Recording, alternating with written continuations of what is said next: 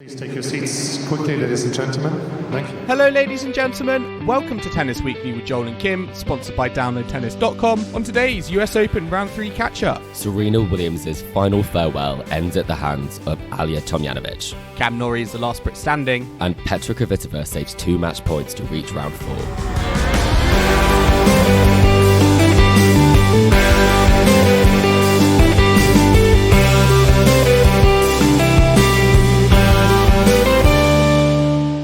Chris, today is the 4th of September and we are here to catch up on round 3 at the US Open at Tennis Weekly HQ.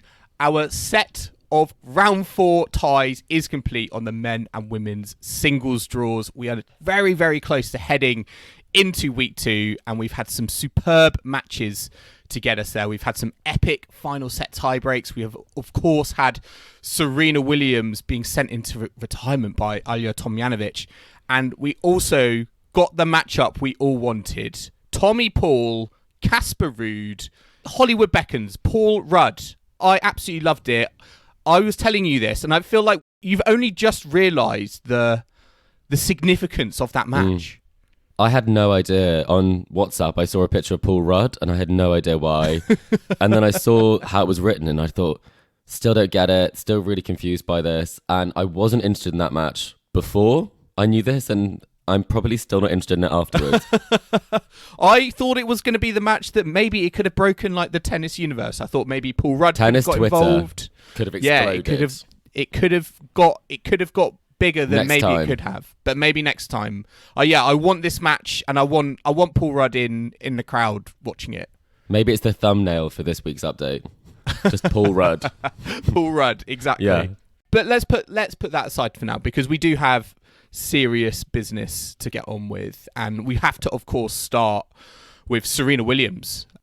Day 5 night session. We had Serena Williams versus Alja Tomljanovic, both unseeded. Alja Tomljanovic coming through in 3 sets, 5-7, 7-6, 6-1. Of course, all the emphasis on Serena Williams and the fact that this, well, what looks like to be her final match in her career.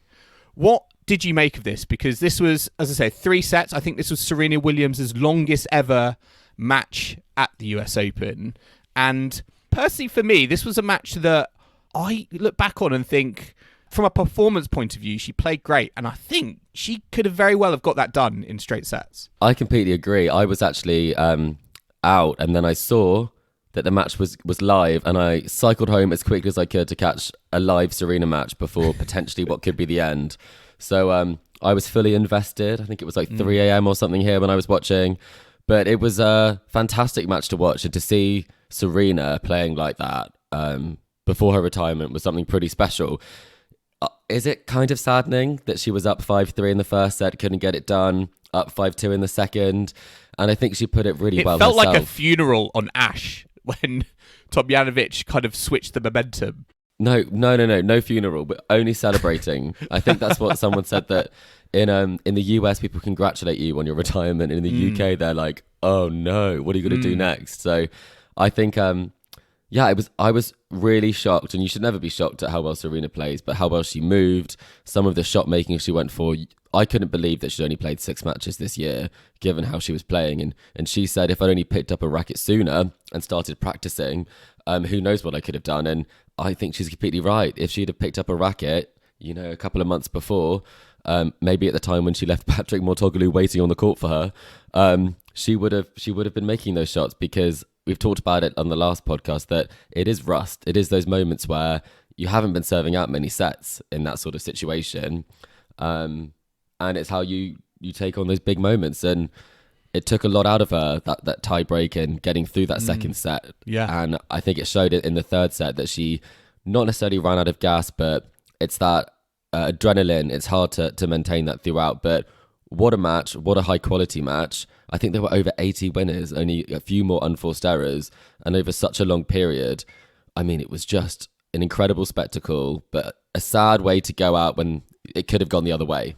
I mean, both players really played to a high standard. I would say that was Tomljanovic's best win of her career. The way that she handled Serena Williams, the way she handled the crowd and how gracious she was in victory. And it was really, really impressive from her. And I think what was most impressive to me was that second set, because the fact that she was so, again, she was, I think, 5-2 down in that second set. She could have very easily have let that go. And yes, she did lose it in the end on a tie break. But I think if she had lost that set in a 6-2 kind of scoreline where it didn't feel as close, I think going into that third set, the momentum would have been a lot more with Serena, and maybe she would have been able to kind of carry it through to the end. But the fact that she still kind of clawed it back made it interesting. I think that it meant that obviously Serena had to put in more effort and more exertion. But I also thought it got her thinking about, actually,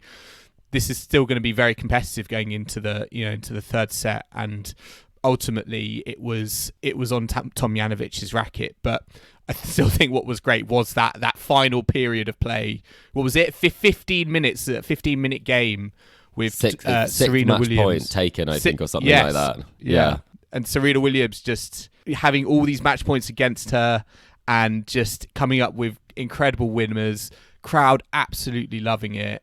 It was, to me, like she was just going out in a blaze of glory. I agree. I think she did herself so proud this tournament. I think obviously it would have been good to get this one, but beating the world number 2, and I don't want to be ageist or bring this in, but factoring in kind of the fact that she is a little bit older and she hasn't played many matches.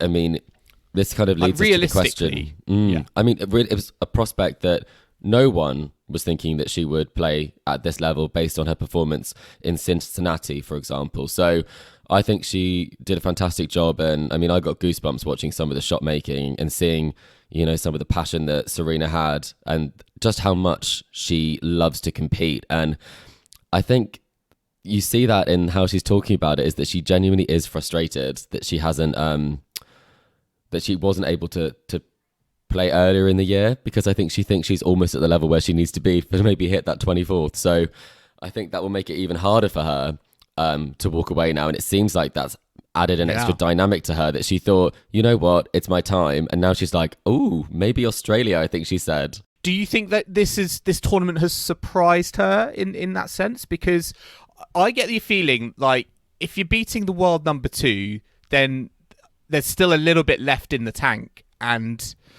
she hasn't completely shut the door to being at potentially the Australian Open next season. But where do you see how this tournament puts her? Because I felt like before it was a firm kind of, right, this is my last tournament. I'm going to evolve away, whatever that may be, but it's not going to be on a tennis court. But I feel like what we've seen from Serena this tournament, I feel like she may be thinking, man, with the few matches I've played, the little practice I've had, and I've still been able to get to round 3 and give a really, really good showing. Do you think maybe there's a part of her that is thinking, ooh, maybe I said some things that were a bit too kind of black and white, versus now where, maybe I'm thinking, what else could I do? I think it's definitely added that extra element to it. In her post-match press conference, she said that during COVID, she really did appreciate the fact that she didn't have to get up and go to the gym every day. She was able to live her life and see what life is like when you do take tennis away. So I think it's a real sort of balance for her, because she's seen what life could be like. She really wants to be a mum again. And I think that's the challenge, that there's that side of her life, but there's also the Serena tennis player, more than a tennis player, Serena icon tennis player, who's able to put in these performances still. So she did say, I always did love Australia in her press conference, and I think part of that is Serena's sense of humour, that she does love to mess with her. Is she already laying the groundwork for a wild card? I think she's. I think she just doesn't want it to be like, it's easier to deal with if you're not saying it's never. Like, never say never is easier than this is never. And I think it'll be a gradual process. Why do you think for her. that is though? Why do you think it's so hard? Particularly, I think, for these top players. I mean, I was reading an article about Tom Brady in the NFL and how he announced his retirement, but is still playing. And there are, I think, similar kind of parallels with Serena Williams in terms of, why do you think it's so hard for elite level athletes who are at this GOAT status to leave the game? I think that they are genuinely addicted to it. They live and breathe it. It is such a part of them. And I think with most careers, for example, you don't necessarily have that same feeling because it is such an adrenaline high every time you play. And it's more than problem solving. It's the physicality. It's the mental side of things. It's the traveling around the world. It's your whole lifestyle. So I think it's something that when you are in that world, it is your whole world. So I can totally understand that. And she is very competitive. And it's something that probably isn't quite there outside of what she does. And she'll need to find another way to sort of fix that. Whereas I feel like when we talked about Ash Barty, he was able to leave very early on in her career in relative terms. It was because she got a lot more fulfillment from kind of off the court than on the court. And I think this is kind of the opposite, where Serena loves to be on that court and on the center stage. So you can never say never. And that's why I think she probably can't say never. But I'd say one final thing on the Serena that I thought was just so beautiful when she was talking about it was that without Venus, there would be no Serena.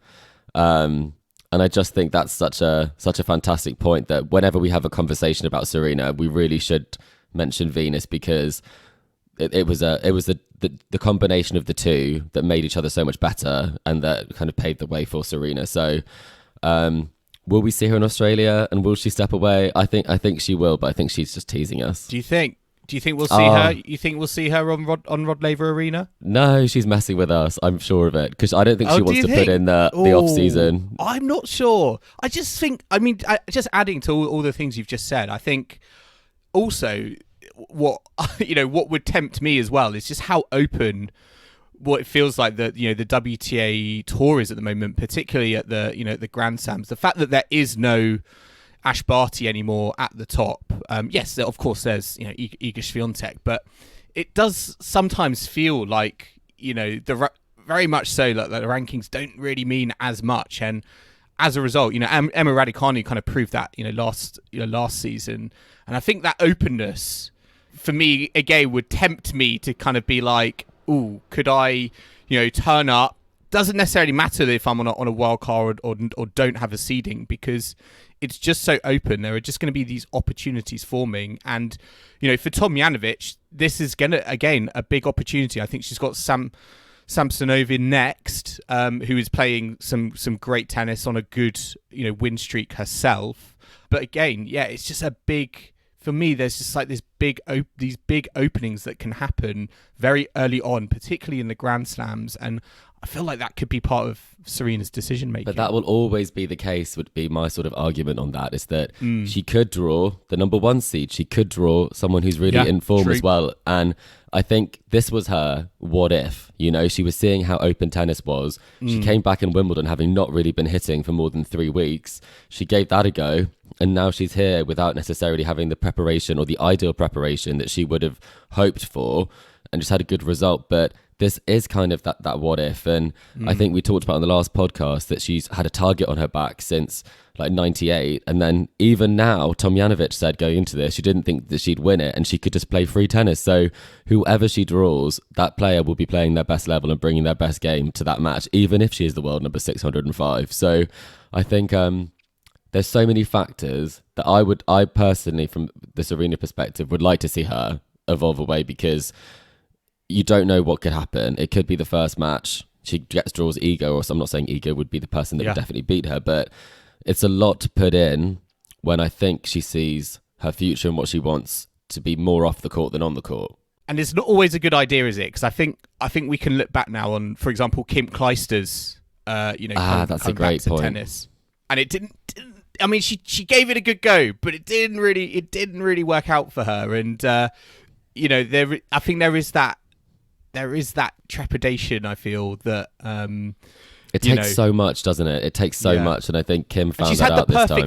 She's had the perfect send off. It's been epic. It's been epic, and it's been everything she could have wanted and more, I hope. But there is a part of me that does sort of want to see her on a tennis court again, just so we don't have to just talk about Andy Murray and his retirement video at the Australian Open, everyone thinking that was the end, and then him coming back. And actually, we would have another example with Serena Williams having the glowing tribute, when she comes and walks out onto the court, and then it's like, hang on, 6 months later, Yeah, she's down under. The USTA have gone so big, it makes me think maybe they do it's want like Serena to move on. You must evolve away now, right? Yeah, you're evolving away, and we are going to the 3,000th sort of percent of send-offs. I mean, it's been mega, and all the people who've been working on the content, I must think, well, they can't do this again. Like, they've hired new staff to get some of these Serena videos out. I mean, just before we move on to all the the other matches from round 3, my last question is going to be around Serena and Margaret Court, the Margaret Court record, 24 Grand Slam singles titles. What if this is kind of Serena's goodbye to tennis? What do you feel about Serena Williams in relation to that record? The fact that she hasn't achieved it, she's been honest and said, at moments she, I think, has wanted it too much, and she's thought about it too much, and perhaps that has got in the way of her performances, particularly when she has been so close, which has been on a number of occasions. Do you think that like her legacy will be defined by that, or do you think that's just, it's hard to compare the two because that was not, it was, yes, it was, some of it was in the Open era, some of it wasn't, whereas this is a lot more, 100% in the Open era when it's been a lot more competitive, professional only. I think that the record with Margaret Court has been something that's really hindered Serena's ability to match Margaret Court, and some of that media focus. And I think that the crowd, we aren't making those comparisons. That's definitely something that the media has really hyped up, and she did want it. She obviously wanted that record, and that's why I think her tennis career has extended kind of beyond the maternity leave potentially. I don't think it matters. I think when you think about Steffi Graf, for example, and a lot of what I've seen online and in the press is that she won 22 majors over a 16-year period, and her last major she reached the final. So she really bowed out when she was on top, and everyone has different careers, and Serena's obviously had a very long career. I mean, I think it's 25 years she's been on the tour, and if you look at the success people have and the period they have the success in, then we're looking at different sort of success metrics anyway. So I don't think it does matter. I don't think it will tarnish her legacy because everyone is different and everyone's story is different. And Serena and Venus's story coming from Compton as complete outsiders in terms of kind of the tennis world and the way that they've changed the game, I think her legacy in that area speaks so much to everyone in a way that Margaret Court's could never. It's just a number. And I think for Serena, she's touched so many people's lives, inspired so many people across the board, from women to men to tennis players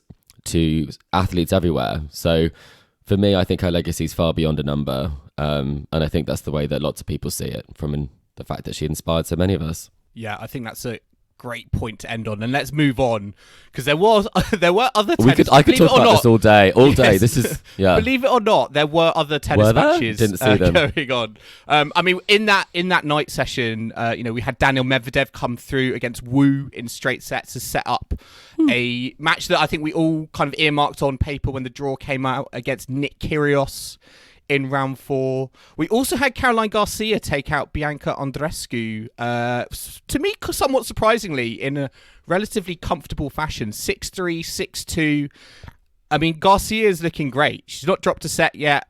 Maybe the Andy Murray prophecy is going to come true, Chris, because that's what I was thinking. He was 11-match winning streak. She has got all the momentum, all the confidence in the world at the moment. And to take out Andreescu in 6-3, 6-2, I was very, very impressed with that result. It's so impressive. And I think she seems so much more relaxed. She's just hitting the ball. The renaissance is here. She's mixing it up as well. But Kim isn't. Kim is on holiday in Kent somewhere. But I'm sure she is echoing Chris's thoughts on the Renaissance. Yeah, I'll try and speak on behalf of Kim that this is Garcia's year, but there's no pressure on her in case she does get to the final. But no, I think it's fantastic, and I think Kim said the other day that how amazing it's been with this kind of going through in straight sets to the second week of a Grand Slam. So that's the first time she's done that in straight sets form. I think it's been amazing. And I was going to ask the question, how important has doubles been to her return to form? It feels like it's taken the pressure off her singles a bit, as she's had some sort of great court time with Mladenovic, and after their French Open win, it feels like things started going up from there. What do you think? Yeah, no, I completely agree. I think there's so many benefits for singles players to play doubles. I think we're seeing that with Coco Gauff at the moment, Barbora Krejcikova as well. I do think it's one of those things. Emma Raducanu, I get the feeling, this partnership at the moment with Tursunov. There's been a focus on being in the doubles draws. Yes, that hasn't necessarily led to kind of more victories on the scale of someone like a Garcia or a Gauff, but I certainly think there are benefits there, and this just adds to it. So it'll be interesting to see how she gets on. She's got Alison Risk next, so she might do the double, Joel. She could, singles and doubles. Potentially, it's a very tricky thing to do, but I wouldn't put it past her. I mean, looking back on the day session from day 5, from British point of view, there was a bit of a mixed bag. I say mixed bag, it was a bit more negative than mixed bag. Both Jack Draper and Andy Murray succumbing to their opponents. Jack Draper against Karen Khachanov. Well, to be honest, Jack Draper succumbing to Karen Khachanov and his body. And then we had Andy Murray bow out to Matteo Berrettini in 4 sets. I mean, let's start with Jack Draper, because this was really frustrating. Karen, I will be really brutally honest. If Jack Draper's body hadn't conked out on him, I think we would be talking about him being in round 4. I don't think Karen Khachanov was playing he wasn't playing good enough tennis for me to win that match. And I think he got a very lucky break that Draper 1-set-all break up in the 3rd. And I was thinking, this is a very exciting moment for Draper. He's really, really announcing himself. But it was unfortunate. I think it was on a slide on a hard court. I think he tweaked his hamstring, and from there, unfortunately, it led to a retirement. Yeah, I mean, I felt really bad for Jack. I think he'd played so well coming into this, and I don't think he necessarily thought his body would be a problem.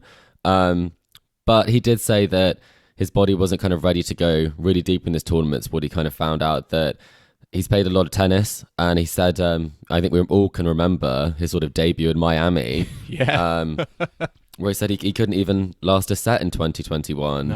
No. When he played that one. So I think that's something where there's big improvements to take from it, and he said he's come such a long way that he can't get down on himself like now, which I think is completely fair. But on the Khachanov point, I just think that he's one of those players who has never gone above sort of mid-level.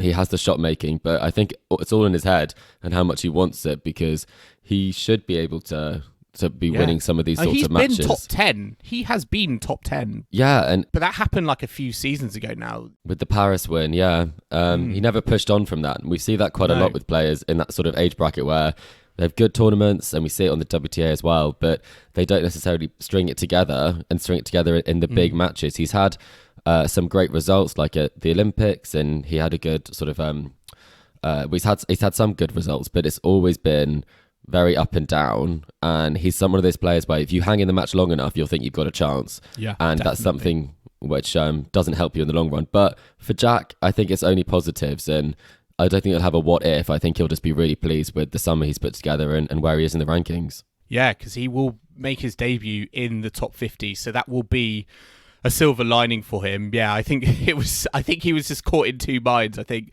watching it, particularly in that 3rd set, towards the end, I think it's like that tantalizing thought of, I'm so close to round 4, I'm up on my opponent, versus, prolonging, your career and not doing any more damage than you already have done. So I think it was a smart move in the end to retire when he did. But still frustrating. Thinking about the Davis Cup, Joel. He's thinking about the Davis Cup. Saving his body for the Davis Cup. He's saving himself for the Davis Cup. When he gets that call from Leon. if he gets that call. He's at his phone. I can just imagine him. He's just waiting at his phone at the moment, just waiting for that call up. Every ping, he's like, it's time. Well, one Brit who is in that Davis Cup squad, Andy Murray, went out to Matteo Berrettini in 4 sets. Berrettini winning 6-4, 6-4, 6-7, 6-3.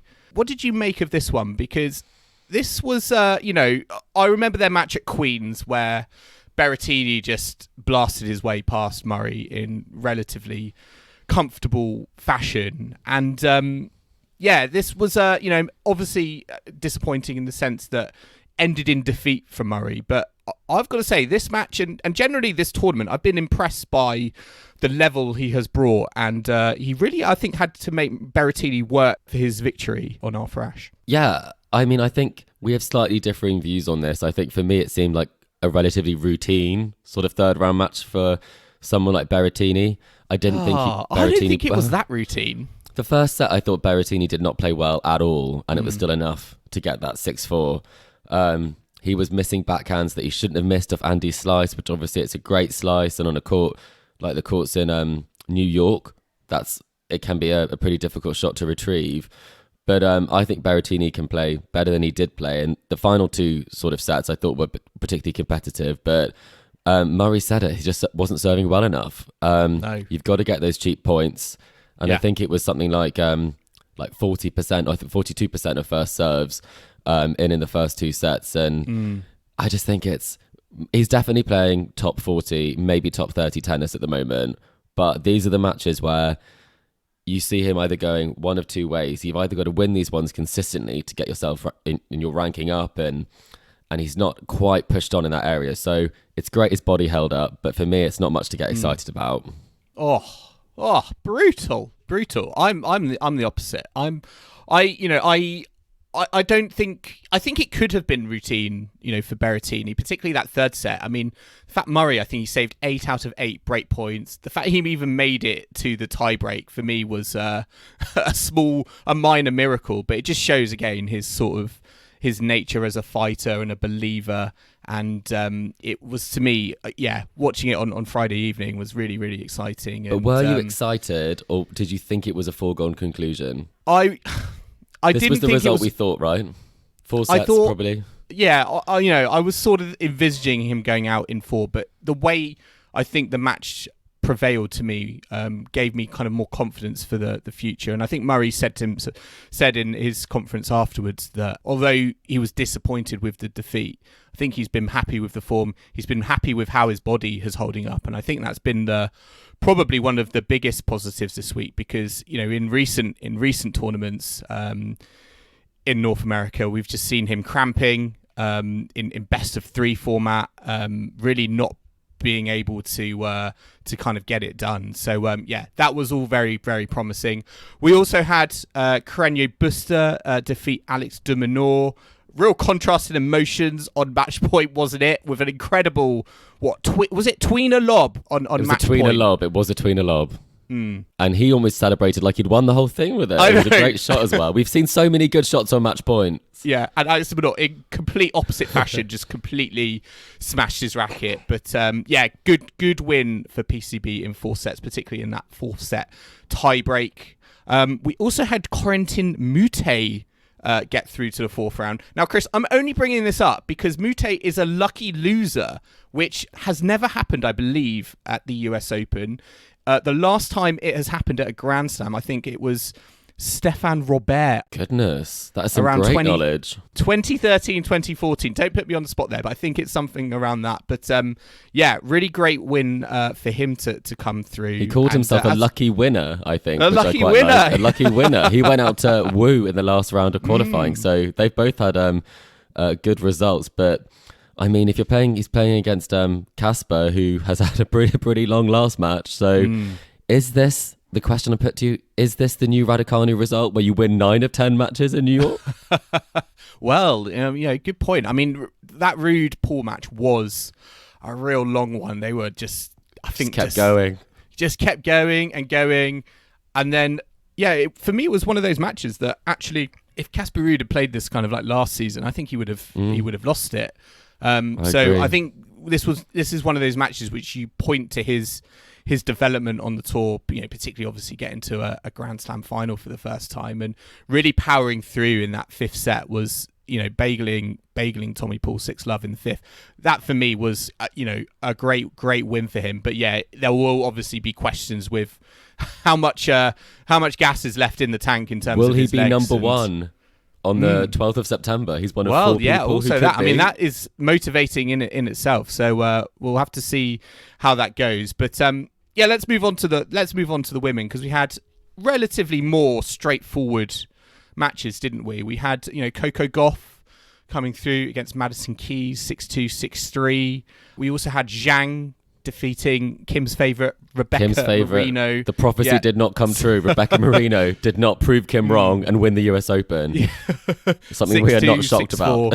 Exactly. And we also had a couple of Russians, Samsonova and Kudermetova, coming through. Samsonova, I feel like, is in really dangerous form at the moment.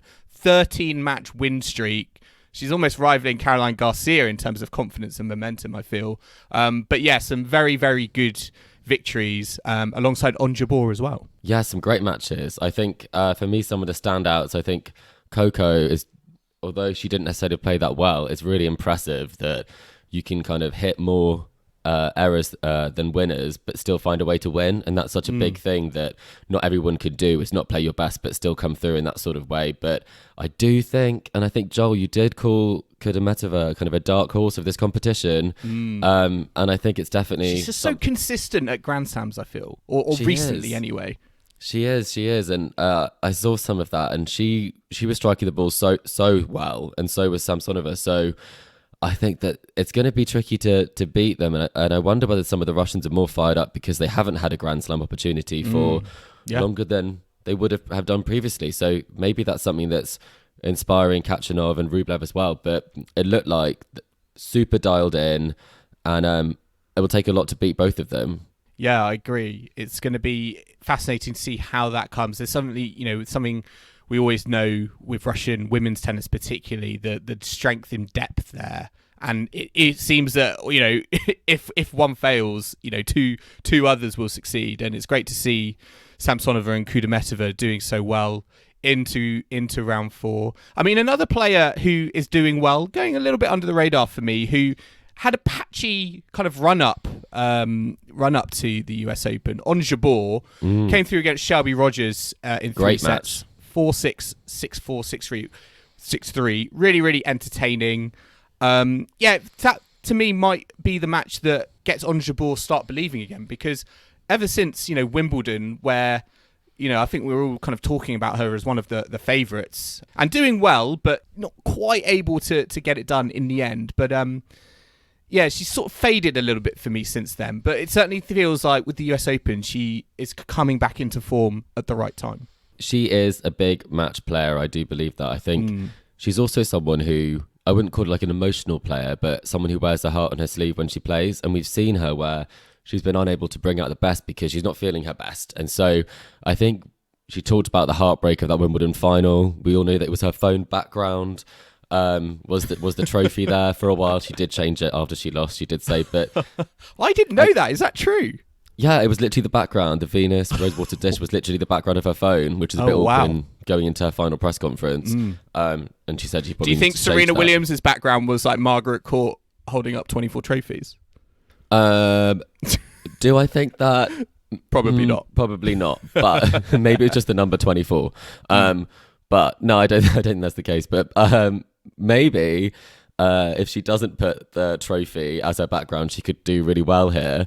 Too much focus on it. But I genuinely think it was the heartbreak from that Wimbledon loss that kind of took it out of her tennis for a bit, because I think she probably should have won that match, and she did get super tight. So it's great to see her coming through and playing some great tennis again. And it's particularly impressive on a court like this, where I think a lot of people have said the balls and the court surface doesn't lend itself to a player that plays with much variety. It really is about the big hitting. And I think it would be great to see her continue the tournament. And when she faces Kudermetova, I think Shelby Rogers is a good preparation for that in terms of the ball striking, and kind of finding a way to mix up the pace and see if they can get the Russian player off her rhythm. But good to see her doing well again. And I just thinking about it, just thinking about the Grand Slams, you do feel like the US Open crowd and Ons Jabeur, that's like a match made in heaven, I think, in terms of... it is. Playing up to the crowd, being an entertainer, the role that we, have, seen Ons Jabeur live and breathe, since she's burst onto the WTA tour, and perhaps, that bit of inspiration, looking towards the crowd that you may not necessarily get as much, at Wimbledon, has certainly, I feel, arguably helped her reach another level in terms of her game. Absolutely. I think it's a ticket that everyone wants, an Ons Jabeur match, because you know that whatever happens in that match, you're going to see some fantastic shot making. Even if she loses or doesn't play that well overall, she'll hit shots that no one else can hit. And that's something that people love at the US Open. So maybe it is a match made in heaven. Is that a prediction, Joel? The crowd and Ons? Well, maybe. Yeah, I think just give her a night session match. Give her a night session. Absolutely love it. We'll have to see. We'll have to see if that happens. But we're going to take a quick break now, and we'll be back for our second half, where we'll be having a look back on all the action from day 6, as well as previewing what's to come in round 4. So do not go anywhere.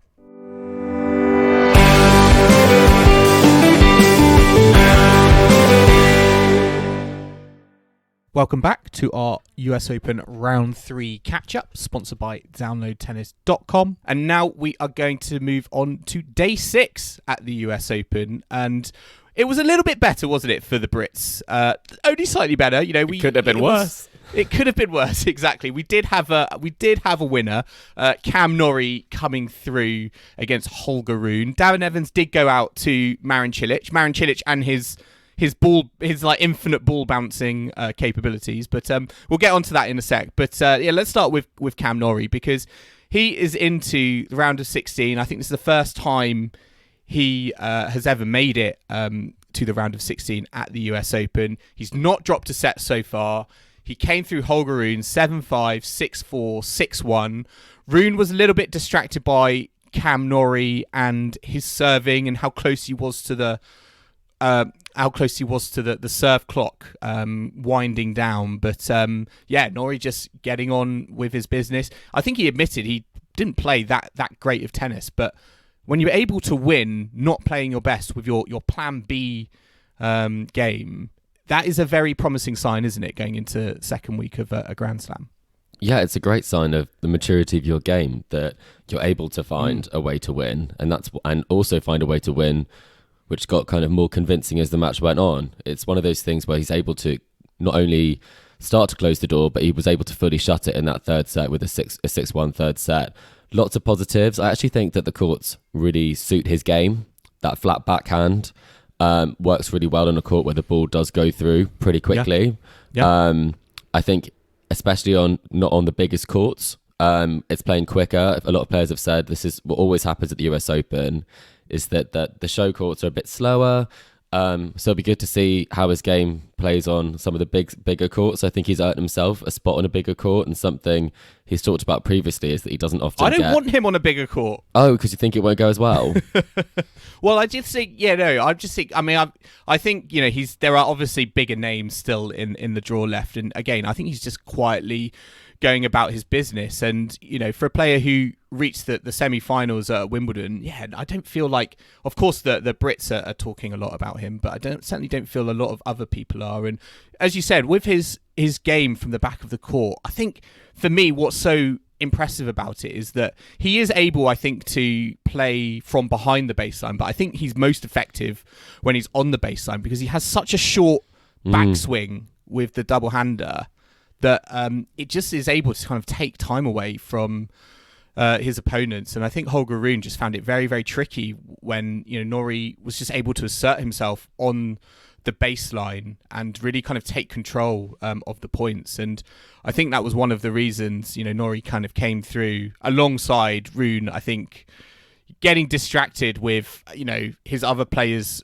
you know, his opponent's service action and the timing of it, which, to be honest, I don't really know what he's got to complain about, because fair enough if Norrie had been going past the, you know, the service countdown, but ultimately he wasn't. So I don't feel like he had any sort of leg to stand on in relation to his argument.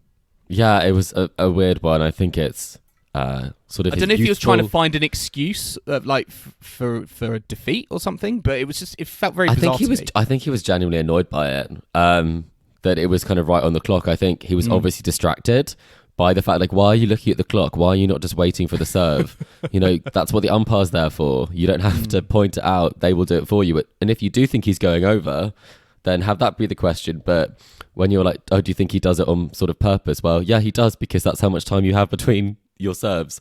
So I understand I understand why it would be an issue, but it shouldn't have been an issue in this because he was sticking within the rules. Yeah. So I mean, It I was think a he needs non-issue. to. Yeah, it was a non-issue. It's just pointing out something that's fine, which is, I mean, it's a shame, but It was does odd. speak. It was like, what's really the umpire odd. going I to do think about that?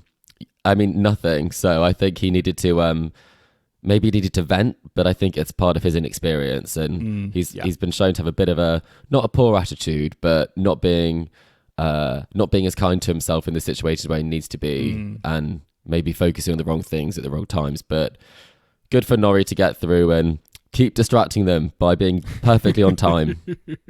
Exactly. I mean, let's just talk about another Brit that was in action, Dan Evans against Marin Cilic. Marin Cilic winning 7-6, 6-7, 6-2, 7-5. I watched the first two sets of this match. Very, very physical battle, particularly that first set tiebreak. I mean, that first set alone, I think, went 80 minutes plus, and was really, both players had their opportunities. It was impressive to me how Evans, at the start of the second set, was able to regroup so quickly. I think he broke Cilic straight away. But again, it was a very demanding match. Cilic, such a tough nut to crack, I feel, on a singles court at a Grand Slam. And even when he slightly opens the door, you always know he's going to kind of back it up, next point. And particularly his serve, I think, gave him a lot of kind of free points. I think he hit 26 aces. Wow. And, compared to Dan Evans, I think, the challenge for Dan was basically that when on his service games, he was, he wasn't getting as many free points. Cilic was always more or less in the rally because of his return, so it made it a little bit trickier for him, I think, to hold his serve. But it was still a very good performance from Dan. He afterwards, he didn't have any issues with his display. He just ultimately said, Cilic was the better player. Yeah, and I think that's a positive way for him to think about it, especially. I've talked about the courts quite a lot this podcast, but I think it is a case where Dan's game, it doesn't necessarily lend itself as the perfect matchup in the way that grass does, for example. So I think it was a good showing. I think with Cilic, he played well. He does play well on these sort of courts and on a quick court. But I think the first set is so key to beating Marin Cilic. And I think when he's played against players who are playing well and are a bit higher ranked, and he loses that first set, his head does drop, and he can't always do it consistently over 5. Not for a while, not since kind of his US Open triumph, for example. And so I think that first set, it's one of those matches that could have gone either way if those first two sets hadn't been tie breaks. I mean, someone could have won both of them or the other way around. So I think it's part of the game, and Dan put in a good display, and it's good to see that Cilic is able to have a good run here, having missed out on Wimbledon. And it makes you think, after his great form in Paris, what could he have done at Wimbledon if he's playing this well now? It's one of those unanswered questions. I would have liked to seen Holger Rune versus Marin Cilic, just so to see if Rune would have got distracted with all the ball bouncing that Marin Cilic was. I think he would have completely lost the plot. And I think he would have. Yeah. And how close Cilic was getting to the the service countdown, because Dan Evans just didn't rise to that, but obviously a Holger Rune probably would have. I've seen players who look at the shot clock and they see it and they're like, oh no, and they do a fake toss. And I don't think they're always going to hit it. And I feel like Cilic does that a little bit. I've seen it a little bit.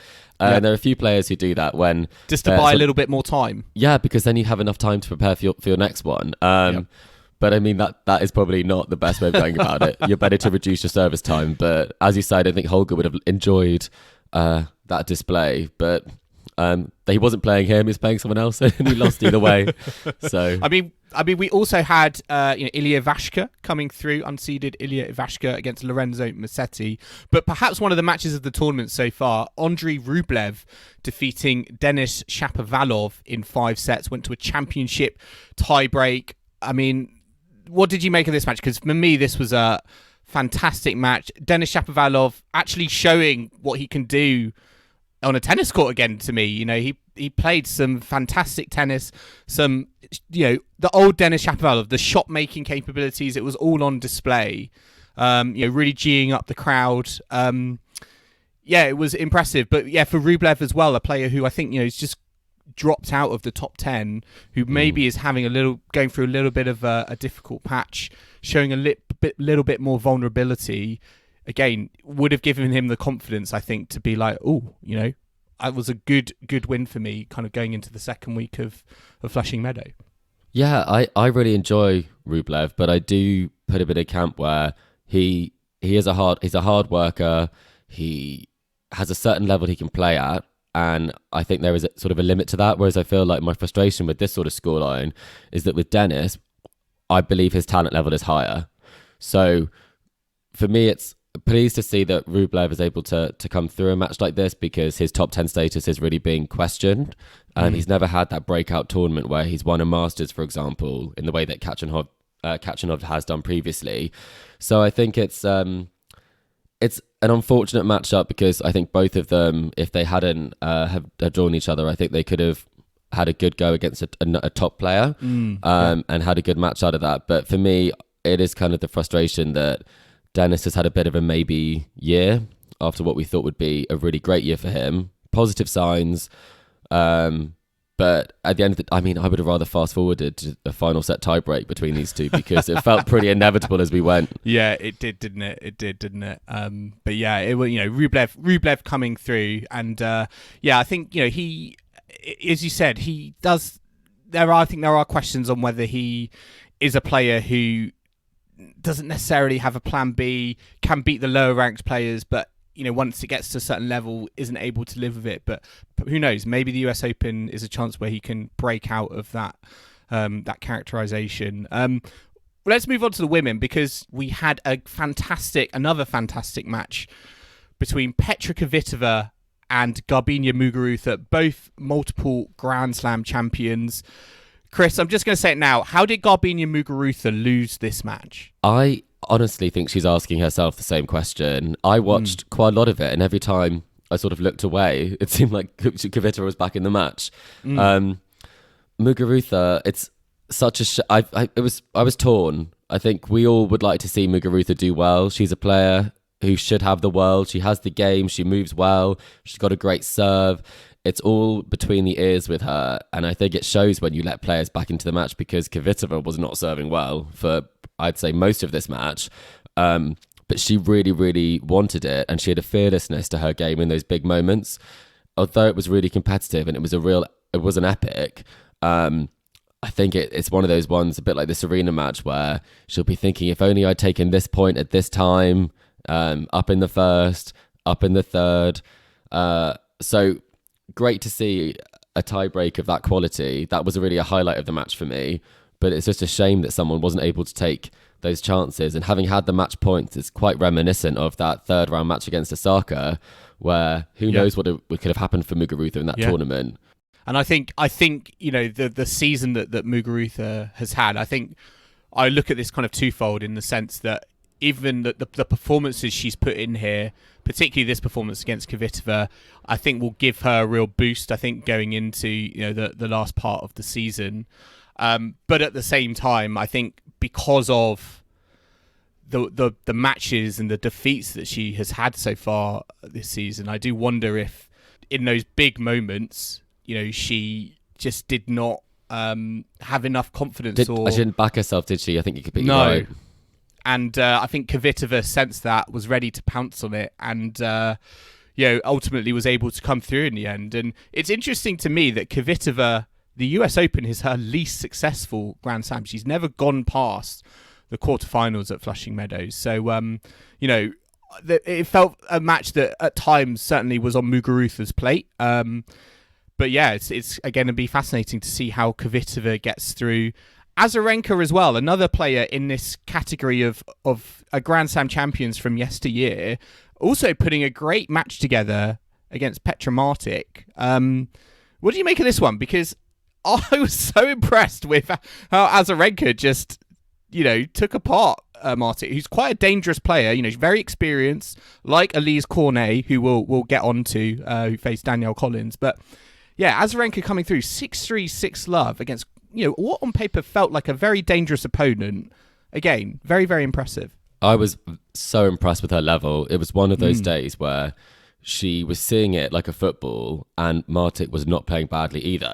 And so there were lots of really big points in that match, and she fought for every single point. And I think if you want to see a player who almost had like a Sharapova-like desire to win every single point, not to give a single point away, and she could have easily have won that second set 6-2, but she wanted to win it 6-love, and you saw it in her eyes and her gritty determination that she was not giving away any form of charity that day. It was absolutely relentless. And She I wanted think the bagel.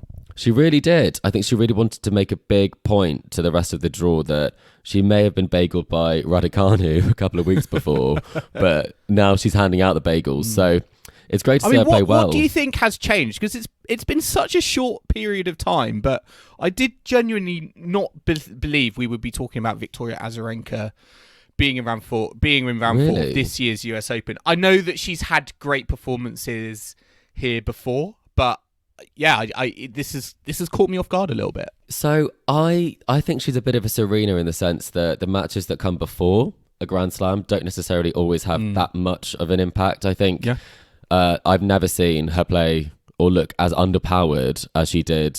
I think it was like in 2020 when she played Venus Williams in the first round of the top seed Open. And I just thought, where does she go from here? There's not enough pace on her forehand. Her backhand wasn't firing. Her serve looked a bit dodgy. And I think it's when it clicks, it really clicks. And when it doesn't, it doesn't. We've seen her go out early in Grand Slams. So let's hope that this is a clicking moment, because if she plays like that, I mean, it's top tier tennis, and it's something that I think the US crowd will absolutely lap up seeing her play well again. Definitely. And we also had wins for Sabalenka, the number one seed Iga Swiatek, Karolina Pliskova as well against Belinda Bencic.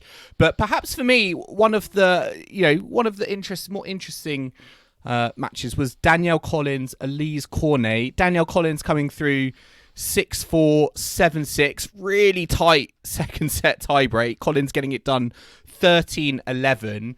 I mean, Cornet's a little bit like Martic in terms of, has so much experience, been there, done that on the tour for a long time now. But yeah, Danielle Collins, another player who maybe like Azarenka just is.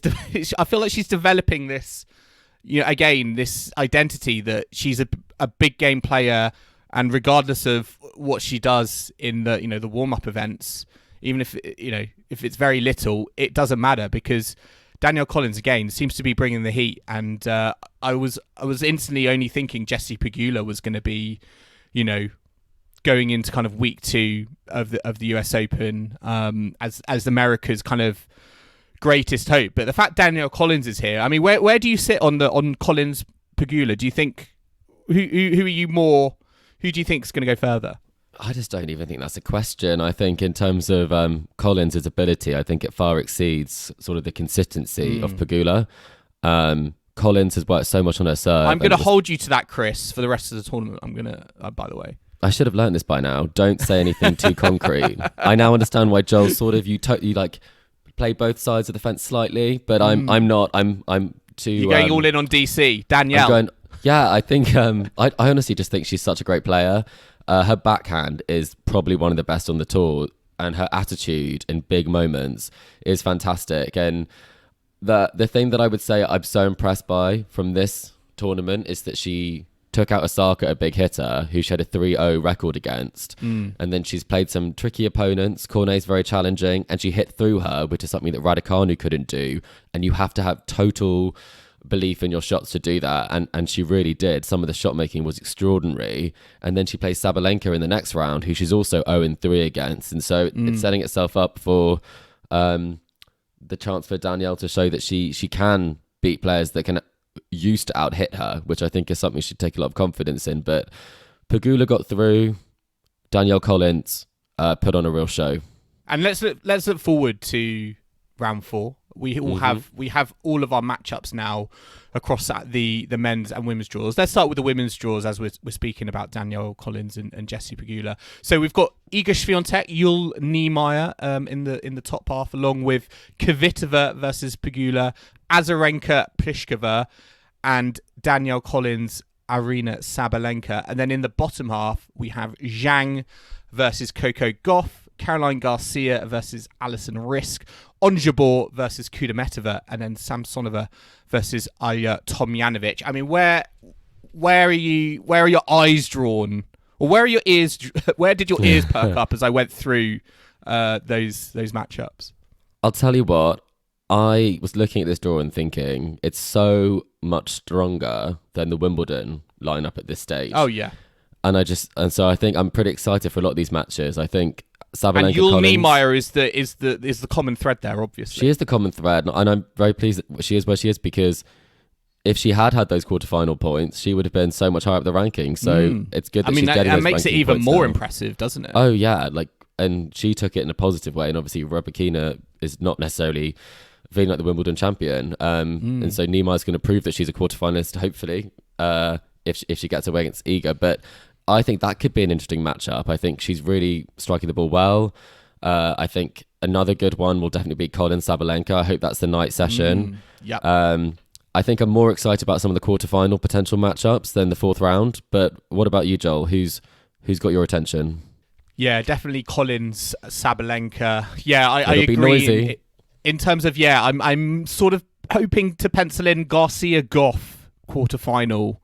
I think that could, if that does happen for me, that could go a long way in deciding who gets to the final from the bottom half. But there's still some very tricky matches there. Ons Jabeur versus Kudermetova. I've had Kudermetova to go I think I got Kudermetova to get to the quarterfinals. Who knew you were such a big fan? I know, right? So, and also Tomljanovic. Let's see if she can back up that win against Serena Williams. We all know how hard it is to back up wins against legends in the game. So I think Samsonova might get it done. Yeah. Yeah, I think I'm with you there, which is annoying because I love Tomljanovic. I think she had such a great match, but yeah, can she keep it consistent for round 4? We'll have to wait and see. Looking at the men's side, we've got Daniel Medvedev, Nick Kyrgios, Carreño Busta versus Karen Khachanov, Davidovich Fokina versus Berrettini, and then Corentin Moutet and Casper Ruud to round up the matches in the top half for round 4. And then in the bottom half, we have Ilya Ivashka, Yannick Sinner, Marin Cilic, Carlos Alcaraz, Cam Norrie, Andrei Rublev, and then Francis Tiafoe, Rafael Nadal. We haven't even spoken much about Rafael Nadal so far, given he's been on the evening sessions and we've not been able to because he's of the been hitting time himself zones. with the racket. Yeah, That's he's probably hit the himself biggest with a headline for racket. him. He's given himself a nosebleed. He's had some nice matchups. You have Richard Gasquet. I think he's now 18-0 against Richard Gasquet. Do you know, interesting fact for you, Chris, I was reading that Djokovic has the only other one-sided head-to-head record that is also 18-0. Is it Gael? It is Gael Monfils. Very good. Yeah. Yes. Wasn't a question, but I jumped the gun there. But yes, very, very easy in the end. Yes, the third set was a little bit tighter, but yeah, where are you looking at here? Because Nadal Tiafoe came through Schwartzman relatively comfortably. Do you think Tiafoe might give Nadal a bit more of a run for his money? I don't think so, because I think Tiafoe it doesn't necessarily have. He's not the best closer. Okay. I think Nadal is going pretty easy through this first week, and I think it will be the Norrie match if they both make it there, where something could quite surprising. Maybe we'd get a surprising result there. But I mean, I can't look past the only chance that I have of getting 1 point in collector set, and that's Medvedev Kyrgios. Yeah, I've never wanted Kyrgios to win so badly at a time when I'm probably not his biggest supporter.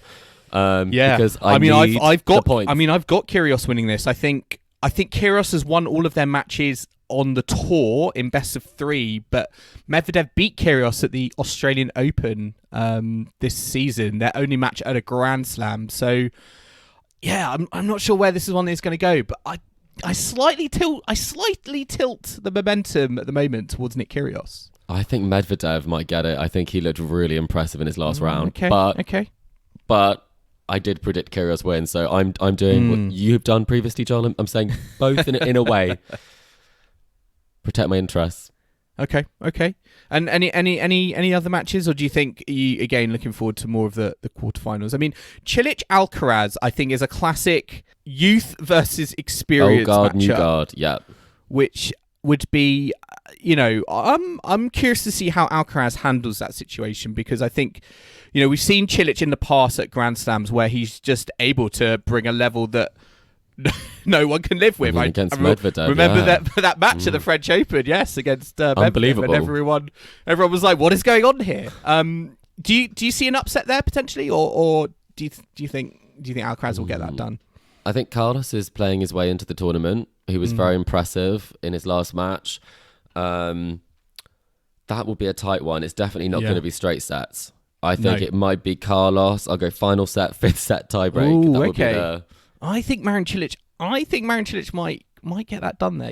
I think Alcaraz had quite an easy match against Brooksby in round 3. I don't know if that has prepared him as well, maybe, for Cilic, apart from obviously in terms of time on court. But we'll have to see.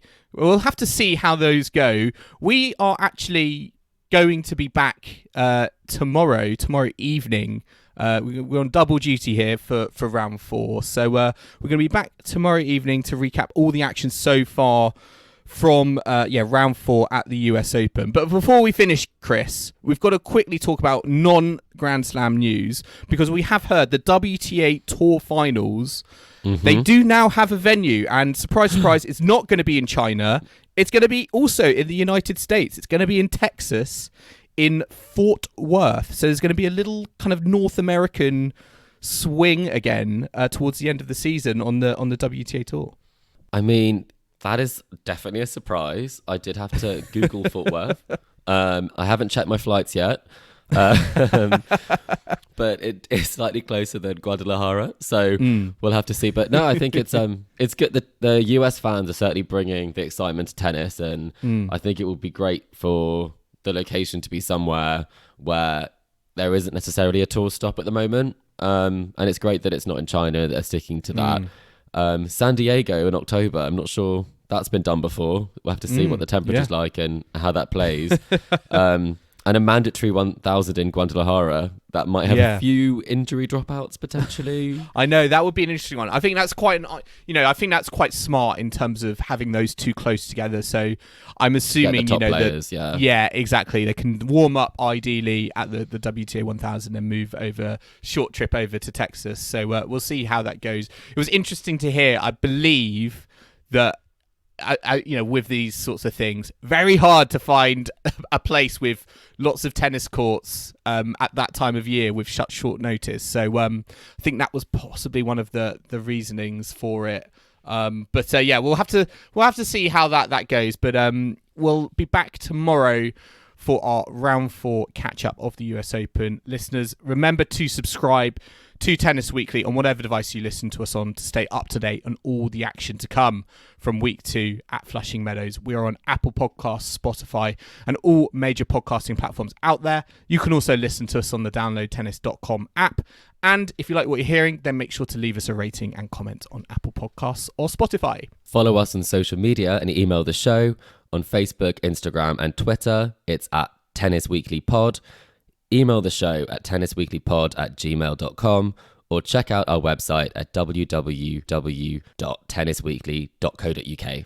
And we will be back tomorrow at Tennis Weekly HQ. I won't be there. It will be Chris and Kim to hold the fort. I'm actually flying to Madrid tomorrow, so it won't be me. It'll be Chris and Kim for, I believe that's the first time ever. It is the first time. Are you excited? Are you nervous? Are you going to talk super... more about Rebecca Marino? Yes, exactly. I'm excited to talk about Rebecca Marino. I'm saying how many times I can say Rebecca Marino in one podcast.